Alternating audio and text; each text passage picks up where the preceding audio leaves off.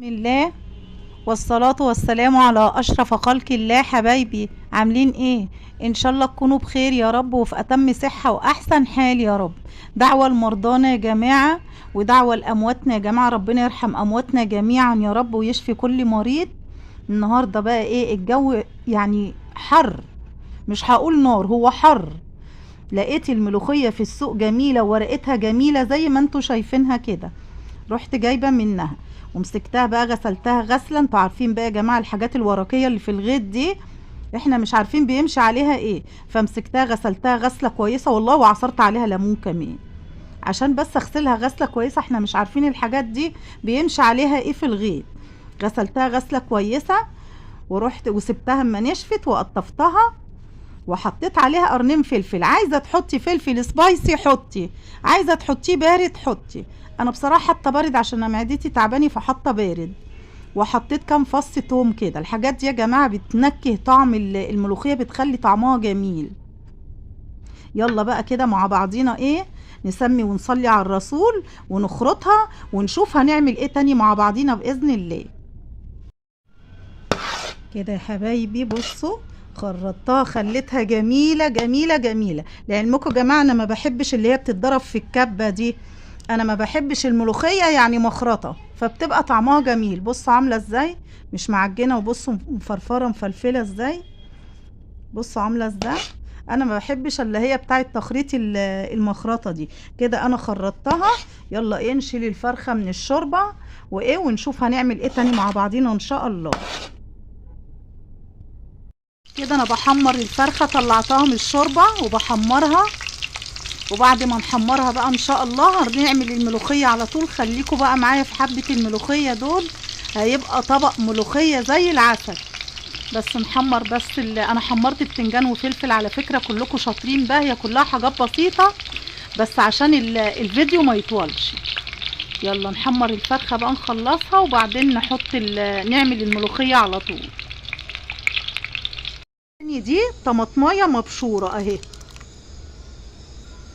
حطيتي ايه يا تيتا؟ حطيت طماطمايه مبشوره وخدت حته تومه من اللي هي اللي مدقوق ده اللي انا دقاه، خدت حته تومه صغيره حطيتها. هنسيبها كده تغلي شويه. بصوا دي حته ملوخيه، خلي بالكوا دي ملوخيه. هنسيبها تغلي شويه ونشوف هنعمل ايه تاني مع بعضينا باذن الله. ايه رايكم في الجمال ده؟ ده هيبقوا حبه ملوخيه زي العسل. بس امشوا على الخطوات اللي انا عملتها اللي انا هعملها دي. غليت اهي يا حبايبي، نحط بقى عليها ايه، نحط الملوخيه. بسم الله الرحمن الرحيم. نقلب بقى. بصوا تخريطتها جميله، بصوا تخريطها جميله، هي بتبان لما بتحطيها في الشوربه بتبان. بسم الله الرحمن الرحيم.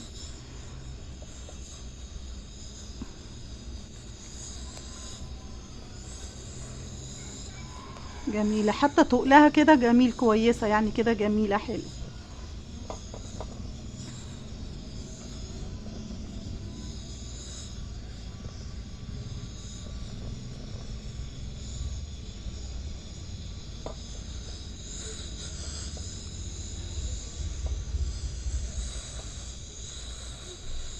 كده حبايبي انا طلعت الفرخه. طبعا انا كنت حاطه زيت ومعلقه سمنه. طلعت الفرخه وبعمل مطرحها التومه للملوخيه دي. ايه دي؟ تومه وعامله عليها قرن فلفل. الكزبره بقى ما بحطهاش الا لما بقيت تقرب تحمر كده، يعني لما بتصفر كده بروح دلقه حاطه عليها الكزبره. الاحمر الحتت اللي فيها الحمرة دي مطرح ما حمرت فيها الفرخه.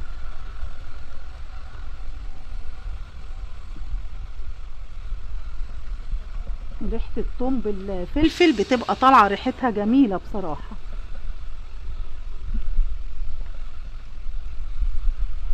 كده حبايبي بقى ايه، نحط حبه الكزبره ونقلبها. ما تحطيش الكزبره الا لما البصله تصفر كده، روح حاطه عليها الكزبره عشان الكزبره بتتحرق اوام، واما التومه دي بتتحرق بتمرر. فكده وهي صفرة روحي حاطه عليها حطي عليها الكزبره.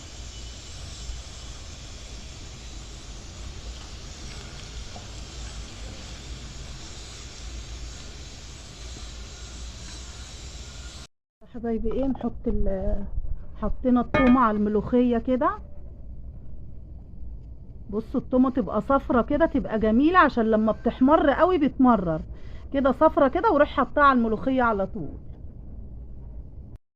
معلش بقى النور قطع. ابسط اكله واخف اكله الملوخيه الجميله، معلش النور قطع. النور قطع فالواحد بقى بيبقى متضايق. والفراخ حمرتها وخلصت، وبتنجان وفلفل ورز بشعريه. ايه رايكم بقى في الملوخيه الجميله دي؟ ايه رأيكم في الملوخية بقى الدنيا هتصيف بقى، والملوخية هتحلو وورقتها تحلو وتتقل وتبقى جميلة في الطبيخ. انما التانية مورقة خفيفة دي ما تتقلش وما تبقاش حلوة اوي في الطبيخ. اللي هي مورقة خشنة دي اللي بتبقى جميلة في الطبيخ. بص عاملة ازاي، صحة والف هنا.